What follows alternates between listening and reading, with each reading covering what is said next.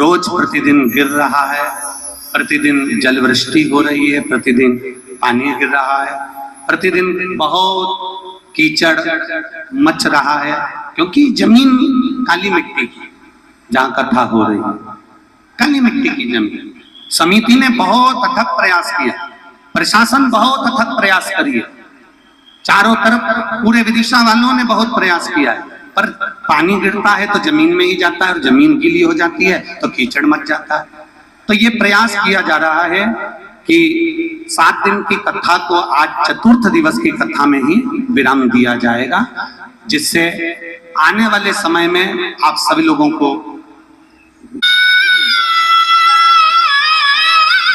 7 दिन की कथा को पर्चे में भी हम लोग मंगवाए सको। 7 दिन की कथा को समिति ने बहुत अच्छी व्यवस्था करी, प्रशासन ने एलार्ट होकर व्यवस्था करा, विदिशा वालों ने बहुत दिल से व्यवस्था करी है। पर ये प्रकृति के आगे किसकी चलती है?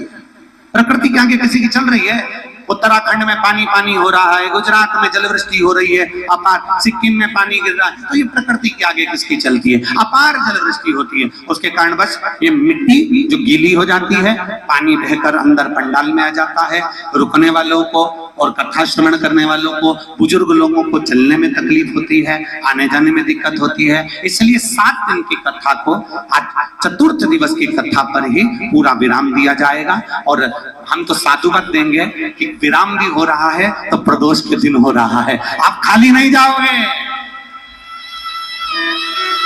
बोल बम का नारा है, विराम भी हो रहा है तो प्रदोष के दिन मेरा बाबा आपके साथ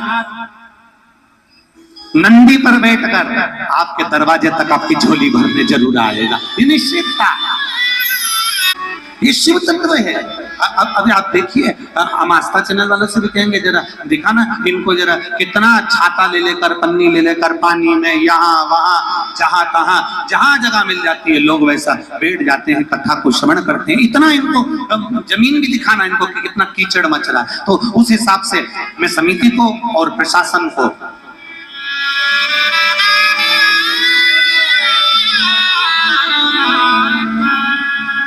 तो इसलिए आज की कथा तो पूरी होगी बड़े भाव से, आनंद के साथ में, पर जो कथा 7 दिन की थी उसको 4 दिन पर विराम करेंगे, क्योंकि जो बुजुर्ग लोग हैं, वृद्ध लोग हैं, वो कहीं उनको कष्ट ना हो, बड़े प्रेम से कथा का रसपान करते हुए आनंद पाए।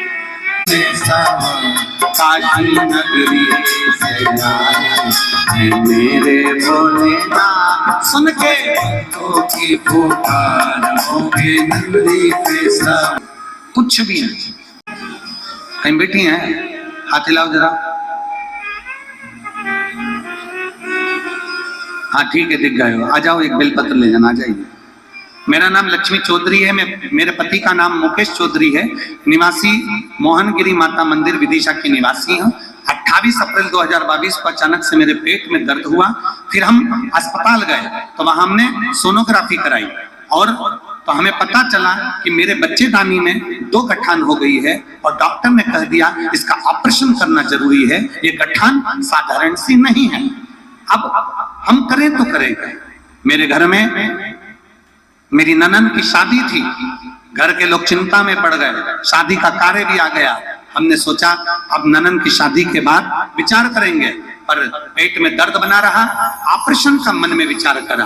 फिर किसी ने कहा शिव महापुराण की कथा सुनो, उसमें बताया जाता है कि 1 लोटा जल और 1 बेलपत्र शिव जी को चढ़ाना, कुंदकेश्वर महादेव का नाम लेकर उसको पीना और बेलपत्र खाना।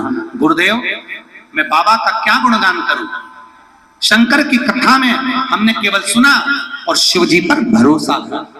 अब इस कथा को, आप इस पत्र को जरा ध्यान देंगे कि हमने कथा में सुना और शंकर पर भरोसा किया, शिव पर विश्वास, और सबसे मुख्य है विश्वास। फिर निवेदन करेंगे, जैसे आप वैसे हम, जैसे आप पानी पीते हो वैसे हम पानी पीते हैं, जैसे आप सोते वैसे हम सोते, जैसे आप खाते वैसे हम खाते। फिर निवेदन, सीहोर वाले महाराज पर भरोसा नहीं करना है तुमको, भरोसा करना है मेरे काल अधिपति महादेव पर। भरोसा करना है तुम्हें मेरे शंकर पर। रो मत, ठीक है? अच्छा सर, गाना अच्छा कर दो। खुश होकर आंसू को चलो हो गया।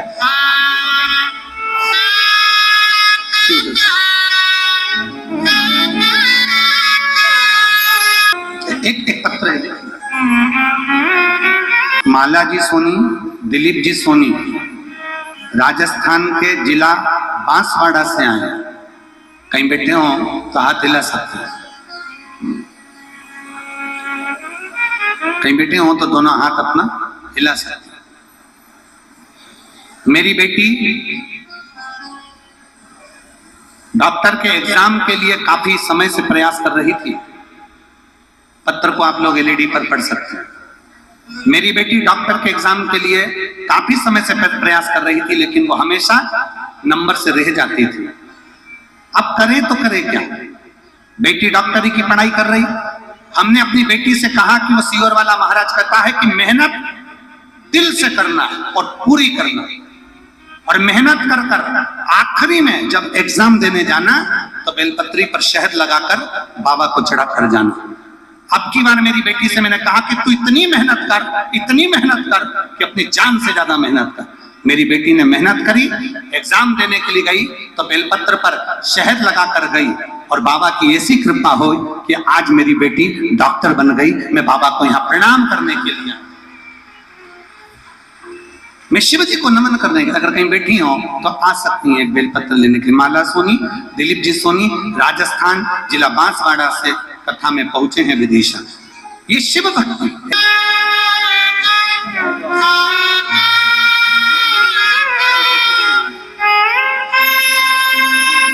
बेटी डॉक्टर बनी है, एक बार आप भी जोरदार ताली बजाकर बधाई दीजिए।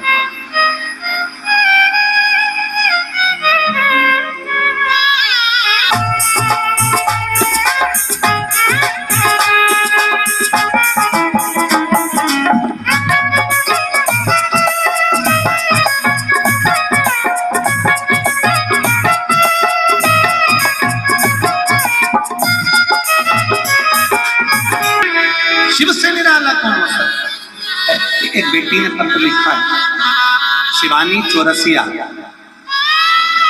शिवानी चौरसिया, कहीं बैठी हो बेटा तो हाथ हिलाइएगा। मैं शिवानी चौरसिया विदिशा में राघव जी राघव जी कॉलोनी, राघव जी है कि राघव जी कॉलोनी में रहती हूँ। कहीं बैठी है शिवानी चौरसिया, राघव जी कॉलोनी। 5 वर्ष से सरकारी नौकरी की तलाश कर रही थी गुरुजी। 5 वर्ष से जब सरकारी नौकरी की तलाश कर रही थी, मेरी तैयारी में कमी रह जाती थी, हो सकता है मेरा सरकारी नौकरी नहीं लगी। तब सारे गांव के लोग, सब लोग मेरे पर हंसते थे, ऐसे ना जाने कितने पढ़े लिखे पढ़े हैं, क्या सबकी सरकारी नौकरी लग जाएगी? मेरी मम्मी को गुस्सा आया, रायसेन की कथा में चली गई, पंडाल में बैठकर कथा सुनी, बाबा से विनती करी और बाबा से कहा, बाबा मेरी बेटी का कहीं सरकारी नौकरी लग जाए, ऐसी कृपा करना। मेरी बेटी ने फिर एग्जाम दिया, सिलेक्शन नहीं हुआ। दूसरा एग्जाम दिया, सिलेक्शन नहीं हुआ। तीसरा एग्जाम दिया, सिलेक्शन नहीं हुआ। तब मेरी बेटी नाराज हो गई। उसने शंकर जी से कहा, बाबा मेरी बात ना रखो तो कम से कम वो सीहोर वाले महाराज की तो बात रखो। तब मेरी बेटी अगले एग्जाम की तैयारी करने लगी, और बाबा का मैं क्या गुणगान करूं। जिन 3 एग्जाम को मेरी बेटी ने दिया था, तीनों का रिजल्ट आ गया, और तीनों के रिजल्ट में मेरी बेटी पास हो गई। एक रेलवे में, दूसरी वन रक्षक पर, और तीसरी पटवारी में। मेरी बेटी तीनों में पास हो गई। मैं बाबा को धन्यवाद देती हूँ, आज मेरी बेटी की एक सरकारी नौकरी लग गई। ये शिव तत्व है, ये शंभु, ये औघड़ी, ये शंकर है, उस पर करा गया भरोसा। अगर बेटी कहीं बैठी हो, शिवानी चौरसिया विदिशा, राघव जी कॉलोनी में रहती है, कहीं बैठी हो तो बेलपत्र लेने आ सकता। इन्हीं बेटी की बहन का एग्जाम हुआ है और 3 में पास हुई है। जहां बाबा पर भरोसा होता है ऐसा ही होता है। जोरदार ताली बजा।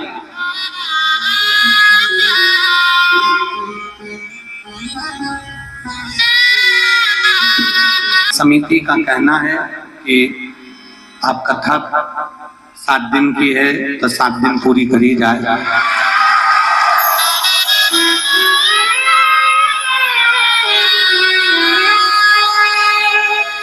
कह रहे हैं प्रशासन भी साथ देगा, हमारा विदिशा का पूरा प्रशासन और विदिशा का एक एक बच्चा इस पूरी कथा में 7 दिन साथ देगा, इसलिए 7 दिन की कथा विदिशा में है।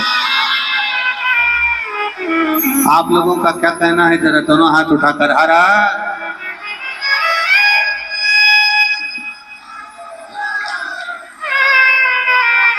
और निवेदन एक है हमारा कि प्रशासन की जो गाइडलाइन है उस पर जरूर ध्यान दें। आप आयोजन हो, मना नहीं है, पर जो भी वो बोलें कि ऐसी ऐसी व्यवस्था और अच्छी कर सके, वो भी अच्छा चाहते हैं और अपन भी अच्छा चाहते हैं, तो बहुत प्रेम से हो। तो कथा समिति के कहने पर आगे बढ़ा रहे हैं। तो ये कथा कल भी इसी समय 1 बजे से गणेश जी महाराज का प्रागट्य हुआ है। जोरदार ताली बजाकर स्वागत करिए। आज चतुर्थ दिवस की कथा यहाँ विराम ले रही है। कल 5वां दिन 1 बजे से 4 बजे तक भगवान देवाधिदेव महादेव की पवित्र कथा का लाभ लेंगे, अपने जीवन को सार्थक बनाएंगे। हर हर।